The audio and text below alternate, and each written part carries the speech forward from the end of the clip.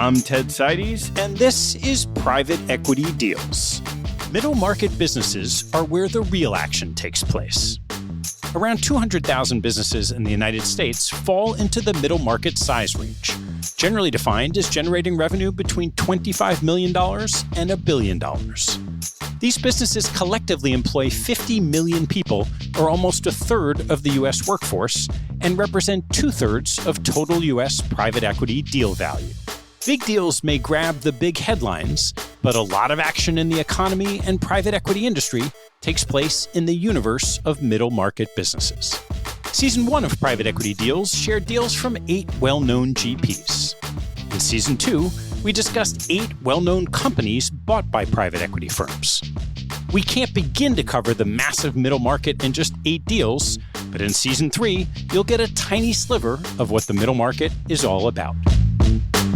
All opinions expressed by Ted and podcast guests are solely their own opinion and do not reflect the opinions of capital allocators or their respective firms. This podcast is for informational purposes only and should not be relied upon as a basis for investment decisions. Past performance is not indicative of future results. Clients of capital allocators or guests may maintain positions in securities or managers discussed on this podcast.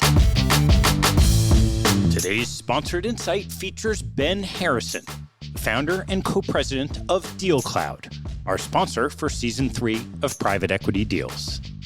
Ben discusses how DealCloud's vertical software supports alternative investment professionals through deal sourcing, relationship and pipeline management, and workflow efficiencies.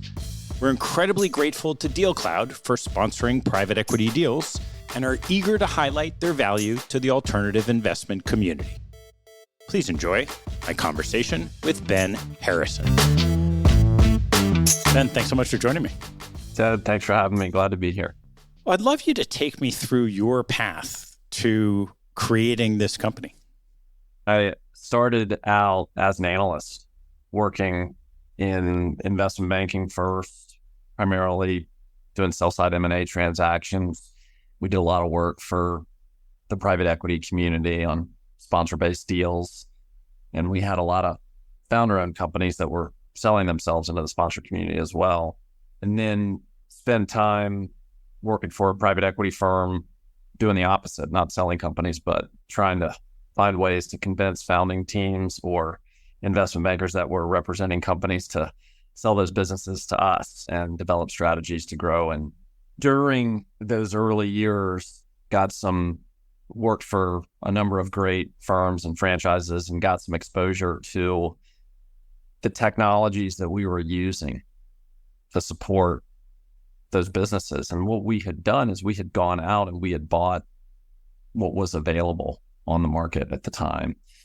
And there were varying degrees of products you could buy that did things like CRM or pipeline management, but you had a lot of actually really old technology solutions from the big original software players, the SAPs and Oracles of the world.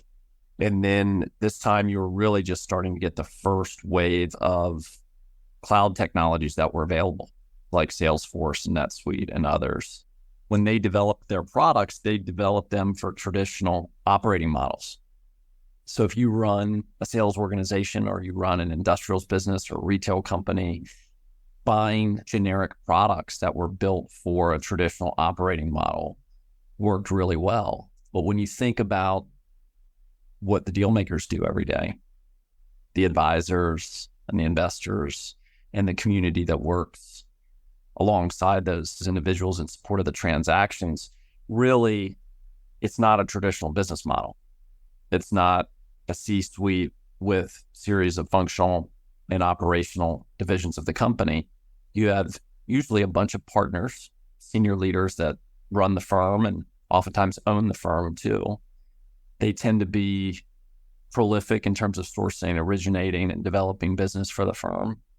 And that model of business operation is different than just your traditional operating company. So when we looked at technologies to support our businesses, and this was 20 years ago internally, we bought what was available, which was traditional, horizontal, generic CRM from the big original tech vendors. And they weren't bad products, and they still aren't bad products today. They're actually great products. They just weren't built for the investor and advisor community. We had some operating partners and some technologists as part of our team in the private equity business. And we ended up abandoning some of those horizontal technologies we had tried to use. We went alone and built our own solution internally. And this was really before vertical SaaS was even a thing.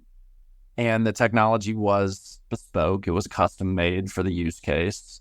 We were quite proud of it. And we shared it a little bit with the market, the LPs and the investors and the fund and some of the other GPs that we were close with. And everybody said, hey, well, this is pretty good. We're having the same challenges with the horizontal software community that we've all purchased to run our businesses. It's not an exact fit. It's not a bespoke suit. It's an off-the-rack system that really just doesn't give you that custom fit. And so eventually we got enough positive feedback on the software that we had built that we spun it out of the private equity firm where we had originally developed the technology. And we set off on the course of building a vertical specific CRM and deal management system. And we've spent the better part of the past 2 decades really refining the capabilities and working deeply with 40 to 50% of the market at this point on the appropriate requirements to take very specific care of the investment banking community, the private equity community. And that's really expanded to include vertical software for all the flavors of alternative assets, private credit, the secondaries business, the co-investment business, the fund investing business. So we tend to believe that we've built a market leading position developing vertical software for the players there. So as you map out the product suite today, how do you describe how it's organized? In the most simple terms, a lot of the market comes to us looking for what they would consider to be CRM. But there's a lot of flavors of that. And so depending on who you are and what your job is, CRM can mean a lot of things to you. So if you're on the investment or the advisory side of the business, that could mean tracking your relationships with prospective companies that you would buy, invest in, or that you might advise. So we work with a lot of the front office investor and advisory community just to do traditional BD, sourcing, origination, deal management, and CRM to support their revenue efforts of their firm. But there's a number of other use cases that go beyond that. And I would say the second most popular one is for the private capital community, managing the fundraise and the investor relations component. And that can also mean CRM. So capabilities to manage the pool of current and prospective LPs that might be invested in a fund, and then use the technology to take care of those relationships, stay in touch with those folks. But also as these businesses have grown from GPs with single fund structures to really many publicly traded kind of multi-asset managers out there today, CRM can also mean managing that suite of the firm's capabilities in terms of their new funds, their new fundraisers, and all the LP interactions. And then we have a series of features and capabilities that surround that: relationship intelligence and AI around the people and the companies or the investors that are in your CRM database and giving your firm insights into those relationships.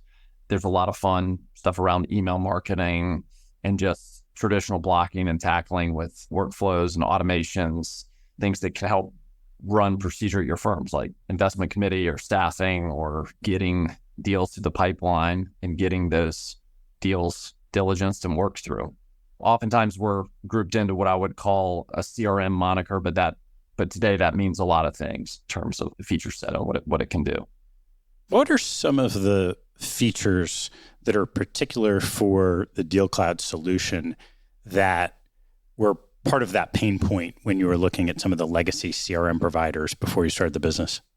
First and foremost, the database architecture of sales-based CRMs means that I sell a product to a buyer. When you check out at Target and buy a series of items, they know you're their customer and the items that you buy from them. But when you think about the deal business and the ecosystem that we support and we work in, the process of putting $100 million or $500 million or $1 billion of capital to work in an asset is a little more complicated than I sell a product to a buyer. And what we found was that the relationship network that impacted the transaction is really complicated most of the time. Usually there are tons of constituents involved on the transaction, internal and external. And usually these firms are trying to map a strategy to give them a differentiated approach, either winning the transaction or adding value to the transaction or an ultimate operating plan to grow and run the business or win the deal. And that procedure is a multi-year journey. It's not transactional. There is a transaction that happens, but it's usually multi-years in the making. And then the actual deal process can take 6 to 12 months when you do finally get engaged. We built a modular database that allows us to map those relationships in a multi-relationship format. It is not a single linear sales-oriented relationship where customer buys product. It is a multi-object model that allows you to map the relationships in a very sophisticated manner. When we first got started, that was a primary difference that we observed between the horizontal technology providers and us, which became the vertical specific technology provider in this market. That really was important. People were frustrated with how the clicks in the system worked because they didn't support the day-to-day workflow of the professional. And so we fixed that. We fixed the database model. We made it multi-relationship. We made it multi-tagging. And we actually borrowed a lot of architecture from some of the consumer tech companies. And then CRM and databases in general in these markets, I think, have had a bad reputation. Folks will tell you, I'm not going to use that product, or that's not easy to use, that's clunky, or these are my relationships and I'm not going to share them with the firm. And so I think we got the product orientation right. But one of the main things that we've been focused on over the last 4 to 5 years has been, how do you make the ease of use of these products match the preferences of the people and the personalities in this market? They're high-performing individuals. They're very smart. They're very busy. And really, they don't want to spend their time doing data entry. If you look at CRM and the promise of CRM, it's always been that you're going to bring together the entirety of your firm's franchise. You're going to bring all that data together. And by using and leveraging that data, your firm will be better together. Now, those products usually fell short because you had to use them. You had to put the data in to get something out. And so over the last 4 to 5 years, the technology has really stepped up in its ability to do that automatically. There are things that we can't do as the vendor. We're not going to sit in the meeting with the CEO and record that conversation. There are always going to be proprietary moments for these firms and their relationships and the data that they're getting. But there's a lot of data out there that we can get automatically and that we can auto capture. I'd say the biggest innovation over the past few years has been this auto data entry. And we can do that by syncing the system with Exchange. We can bring in all the emails automatically. We can bring in calendar activity automatically. We can map who knows who, who's talking with who has the best relationship with other firms. And we can do that without any data entry. We can do that automatically now, just by picking up the data that already exists. And we can also bring in the third-party market data. So if you're looking at a potential company and you've got to set up a profile on that business, that's an annoying few-minute task. And we can go to the third-party market data today and we can pull that data automatically. At its core, the data structure is different, the database is different, and the architecture is different, but we're spending a lot of time meeting these users where they are and auto-capturing their data so they don't actually have to use the product. Those two things combined, I think, really describe what we mean by vertical specific software. It is a custom-made suit. It's a bespoke fit to what they do during the day. How does that translate into the speed of onboarding if you're bringing in a new client who hasn't used the system before? Depending on the size and complexity of the firm, it can vary tremendously. When you're at a large global multi-strategy asset manager or a large global top 10 investment banking firm, the deployments can be months to years, depending on the size of the organization, the number of funds, strategies, desks, units that we're going to support and bring onto the system. But at the same time, there are firms with $300 million of capital and 4 or 5 partners who can make a decision on a product like this in a matter of a week, a couple of weeks, and can be up and running in a very short period of time. So the variation is out there, but what we have tried to do is learn each advisory practice area, M&A to the capital markets, the leveraged finance desks, and also all of the different versions and flavors of alternative assets today, which continues to grow. We built these accelerators or templates. So our goal always is to try and go as quickly as possible and to use best practices that we've learned by supporting other firms that operate and work in these markets. Once you have a client who's onboarded, how frequently are they interacting with the system? One of the things that we're very proud of as a company and as a platform is we've got an incredibly deep and developed relationship with Microsoft. So we leverage the Microsoft Cloud to deploy technology stack, but we have also integrated our product with all of the Microsoft products that everybody uses every day. So in any given moment, our users are in Outlook, Excel, PowerPoint, Teams, SharePoint, and our technology products has been integrated with all of those systems. The usage varies by person and how they spend their day. If I'm an analyst and I'm at my desk all day, I'm probably logged into the desktop-based version of the product, and actually it's probably open on my screen 100% of the time all day. If I am a mid-level aspiring partner spending time on relationship development, I'm probably sitting in Outlook all day, but the integration of our product into Outlook meets me right there. So I might not be logged into the desktop version, but I might be using it for my email throughout the day many times as touch points. And if I'm a senior partner fundraising on the plane without a computer, I'm on my iPhone or an iPad and I'm using a mobile app to see it. So we see tremendous volume of usage across post-deployment. We see 70, 80, 90% of the active users that have licensed the product using it on almost a daily basis. And some of those users can be nonstop throughout the day. As all that's happening, you have the ability to collect data. You mentioned earlier the use of AI. Really curious how you collect all this, and then what is this AI engine bringing to your clients? We're spending a tremendous amount of time on this right now. I think everybody is. AI has been a backbone of our business, and there are versions of AI that don't have the same visibility as I think generative AI has gotten over the past year and a half with GPT and others. And again, I want to be explicit about this. The databases of our clients are proprietary to our clients. We don't own those. And we are not collecting all of that data and contribute it to any model. But there is applied AI in each client deployment.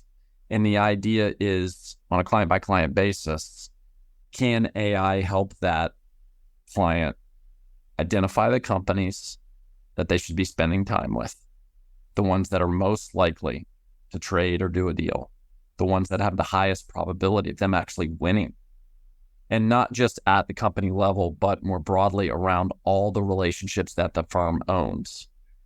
And instead of being a place where that data is contained, the system becomes a place where we are recommending to them how they spend their day.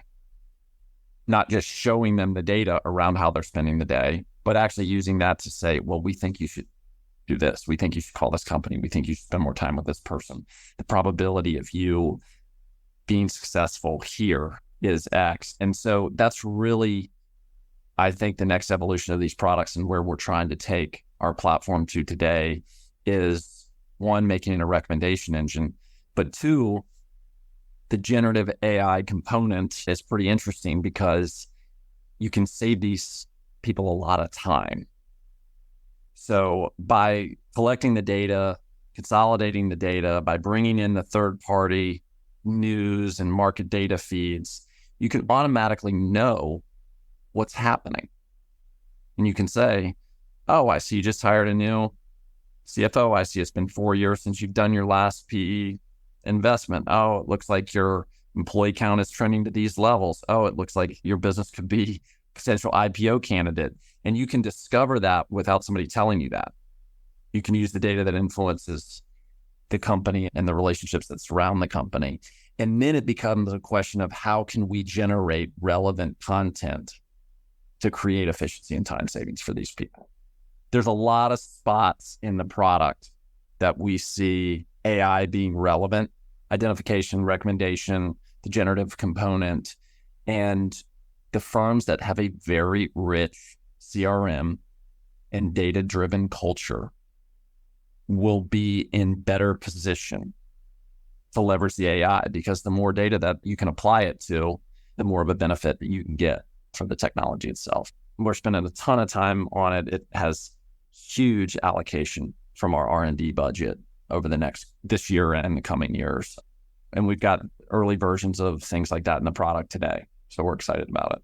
If you were mapping that to a baseball game and saying, when you get to the ninth inning, you are going to wake up and you're going to have these emails ready to hit send, and they're going to say exactly what you want to the people you want to send them to.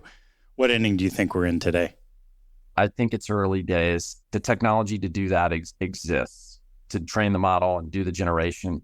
But we've gotten pretty clear instruction from our clients that they generally are not interested in taking all their data and contributing it to a big LLM model that's going to ingest that, because they've spent decades building their franchises and the data behind their franchises, and they value that data significantly, and they don't want that going out to the market.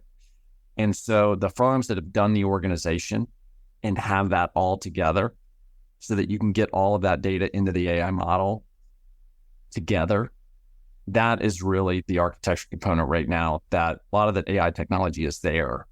It's just getting it applied on top of a consolidated version of that data.